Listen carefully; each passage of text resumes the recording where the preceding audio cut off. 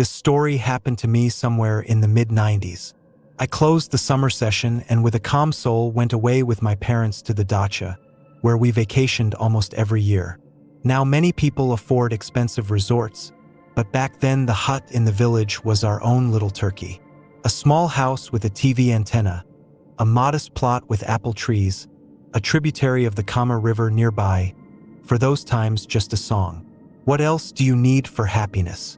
Swim all day long, breathe fresh air, and don't forget to change the batteries in the tape recorder.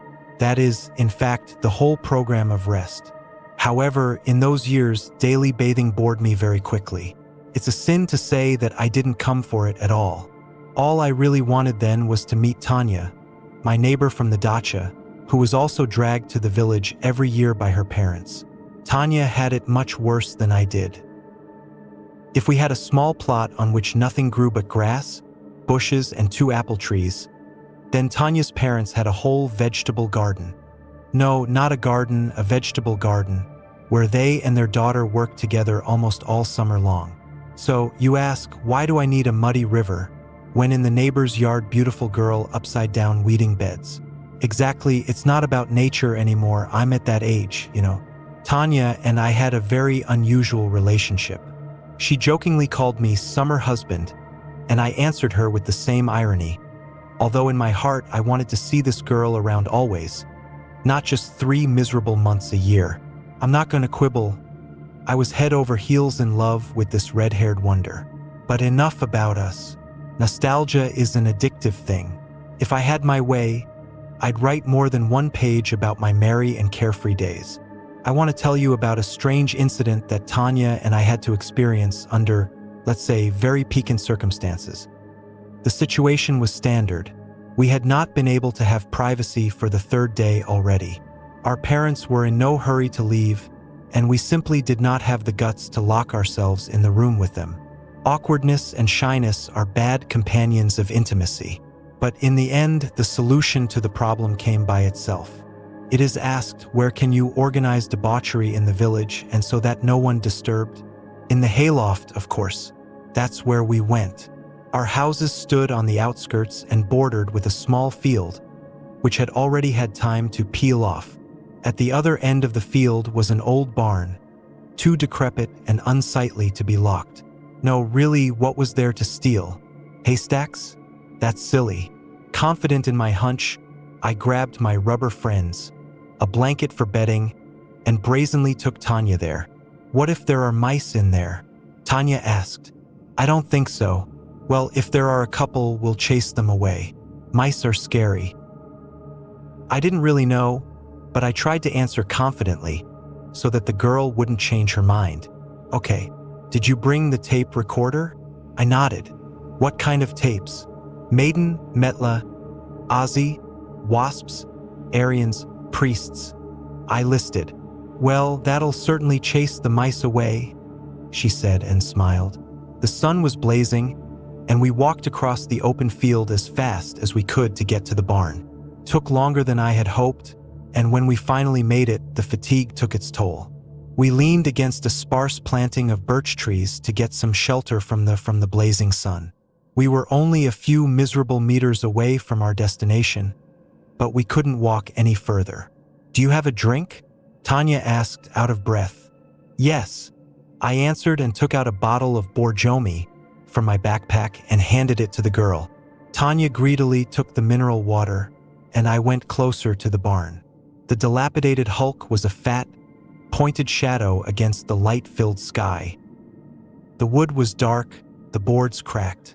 The structure seemed too damn old, with the paint almost completely peeling off, and the remnants of a few more visible behind a layer of paint. I wouldn't have been surprised to learn that this barn had been here before the war. However, the state of the ruin was of little interest to me at the time. The main thing was that the gate was unlocked, even slightly open. Still, a mess in the country is not always bad.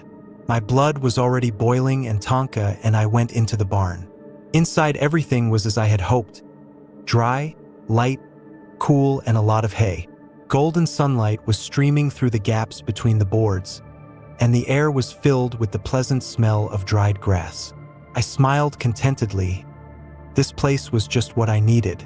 My companion, having quenched her thirst, also cheered up and, forgetting about the mice she had invented, climbed up on a fluffy pile of hay in the corner. "Well, why are you standing there?" Tonka asked, and for a moment pulled up her spacious t-shirt. Her breasts flashed playfully and immediately disappeared again under the dark fabric with the Iron Maiden logo. "And I'm okay. I'm already running." Excitedly, confusedly I answered, and pulling off everything, nakedly went to Tanya. "Stop!" she suddenly exclaimed. "Grab the blanket, or the thorns are sticking up your ass. And these, don't forget those too." When I came to my senses, I went back to my backpack and pulled out everything I needed and climbed back onto the pile of hay. Hurriedly spreading the blanket, I threw Tanya on it and began impatiently pulling off the girl's shorts. Everything was going just fine. Tanya was laughing and didn't even think of resisting. We were both in a great mood. Sunshine, hayloft, fresh air, what's not romance, huh? I was ready to begin the most important part, when suddenly there was a persistent knock. It sounded right next to us, but not sharp, but as if someone was hitting the wall from outside with his fist. "Who's that?" Tanya asked, rounding her eyes and pulling away. "I don't know," I said, frowning. "Probably some brats playing jokes." The knocking was repeated, but at the other end of the barn. "Go check it out," Tanya said insistently and covered her chest with her hands. "Okay." I sighed and tried to smile. "But please don't get dressed. I'll shoo them away and come back." "Okay, hurry up." The girl replied briefly. The moment was ruined. I hurried to the gate, put on my underwear and, immediately putting on my slippers, ran out of the barn. I didn't want to waste time. I had a strong desire to kick the ears of those pounding buzzers as soon as possible. I ran around the barn. Not a soul. I ran around the wreck again, a field and a few birch trees. Nowhere to hide, it was empty. Deciding that the brats had escaped, I hurried back to Tanya. "Ruslin!" Suddenly she cried out. My heart twitched. I started running, and squeezing through the ajar gate, I rushed to the girl. "What happened?" I exhaled. Tanya was still in the hayloft. She was kneeling with her back to me and looking at the boardwalk with interest. "Who was there?" she asked quietly. "No one. They must have run away." "Okay," she said just as quietly. "Come up here, look at this." I climbed back on the pile. "Look," Tanya said, pointing her finger at the wall.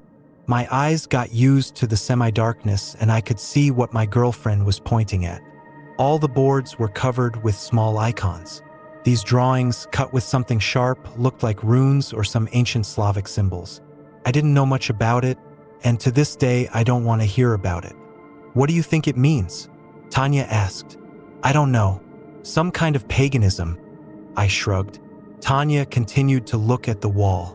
"Oh look, it seems to be in Russian," she said, pointing her finger at the wall again. I took a closer look and read it out. "Barn whitish, come to measure the rye. Give a sign to believe, give my life to measure. Come to tell me what I need and don't need to know in my life." That's nonsense. The local girls here must be fortune-telling on Christmas Eve. They've been doing it for years. Look at the walls, they're painted all over the place. I took a look around the barn. There's signs all over the place. "All right, forget it. We didn't come here to read the wall," I said with a wave of my hand, and kissed Tanya on the lips. I managed to get us back on track, but we were still a little stiff. We slowly got down to business, gradually accelerating to a good pace. Tanya began to whimper softly, and I realized I was doing the right thing. We were nearing the end when the process was suddenly interrupted by the tape recorder I had forgotten. "What the hell is this, after all?" Tanya shrieked irritably and pulled away again. "I'm here. I've come to you, I've come in spite of fate. The moonlight is pouring down from the heavens. I am a beast. I have no rest." Note here and below him, Pushkina's poems. Kipilov's voice muffled from his backpack. I ran to the unfortunate satchel, took out the tape recorder and angrily knocked out this Chinese junk. "We're getting out of here," Tanya said firmly. She had already put on her panties and was hurriedly fiddling with her t-shirt, which did not want to turn out. "Come on. What are you doing?" I exclaimed, annoyed. "I mean, what do I mean?" The girl snapped at him. Unclear knocks, some Akalai Mahalai writings, and now the tape recorder turned on by itself. "I'd rather fuck in a cemetery than here." "Calm down, my dear. You're imagining things." Trying to keep a carefree tone, I started. Some kids were knocking, trying to play a joke. The tape recorder was in a cramped satchel. The button could have been pushed in. Or something with the contacts. It's cheap, bought at the market. And the signs. There's a lot of things written on the fence, you know. But we're not afraid of fences. That's enough. I'm leaving. If you want, you can stay here and hum your own horn. Tanya exploded and finally got dressed and got off the pile. She looked resentfully in my direction and walked confidently towards the gate. All right. Wait for me a minute. I'm not going naked." I gave in and started to get dressed, too. Having finished, I put my backpack on my shoulders and lifting the tape recorder by the handle. I was about to leave as Tanya's squeal sounded from the gate. She rushed to me and hid behind my back, continuing to shriek. "What the?" I started to say, but the words stuck in my throat when my eyes fell on the gate. At the exit stood a stunted little man, hunched over and all white, as if he had been dipped in flour. Tanyushka and I froze. I tried to see the face of the strange guest, but for some reason I could not. My eyes seemed to move away from his head somewhere to the side. My brain stubbornly refused to remember anything but a white slouching figure. "Abandoned," the creature said in a strange voice, and Tanya clutched at my arm with all her might. It seemed as if a whole crowd of children were speaking in chorus for the dwarf. They let it in, abandoned it. No whitewashing, no painting, no mending, and now you've come to fornicate. Tanya cried quietly. I was no less frightened. My heart was beating like a dog on a leash, threatening to burst. "Shit, I hate you!" The little man shrieked and came at us. Everything else happened in a blur. I instinctively put forward the tape recorder, trying to somehow protect myself from the unknown dwarf. Panic took over my whole body. On some subconscious level, I clearly understood that I would not be able to match this creature in hand-to-hand combat. I realized that death awaited us. It was already very close, but I continued to stand there like a fool, putting forward the Chinese cassette player and staring at the monster with all my eyes. Eventually, my sense of self-preservation kicked in, albeit in a crooked way. I couldn't think of anything smarter than to turn on the tape recorder and crank the sound to the limit. Creeping in the dark like a shadow. In my heart, I cursed the day when I'm just a ghost in a gray crowd.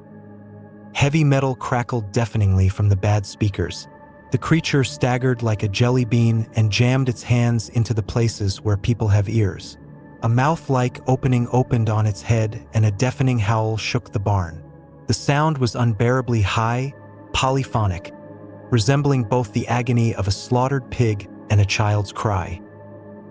My hands were overcome with frantic chills, but I continued to hold the cassette player in front of me as best I could. Do you remember? A long time ago, I was living like a dream easily, but a wolf wounded by someone sank its fangs into my shoulder. Kipalov continued to blast through the speakers. The creature's shout faltered, and the abominable dwarf began to lose shape. The imp seemed to melt away, sinking into the ground. A couple more moments and the midget disappeared altogether, leaving behind only a wet piece of earth. When the creature disappeared, I stood there for another half a minute, frozen like a monument on a pedestal. Tanya brought me out of my stupor. Her hands loosened my left wrist and the girl fell senseless. I, still not fully recovered, slowly reached for the tape recorder and pressed stop. The music stopped. My gaze fell on my own wrist, where there were bloody wounds from Tanya's nails. She was not weakly frightened. I hurried to the girl and, taking an empty bottle of mineral water from my backpack, carefully splashed water on her face. Tanya woke up almost immediately. She shuddered, looked around frightened, and then, bursting into tears again, hugged me. "Turn on Kipelov, please. Turn it up loud so it doesn't come back. And don't turn it off, please." Sobbing, she whispered in my ear. I obeyed. That day, we returned home in an embrace to the deafening sounds of Virtuoso Heavy. Later, I found out about the strange barn from a local spinster. It turned out that it hadn't been used for a long time, after the girls who went there for fortune-telling were found with their heads blown off. According to the belief, they had to circle themselves before asking the barnkeeper about their fate.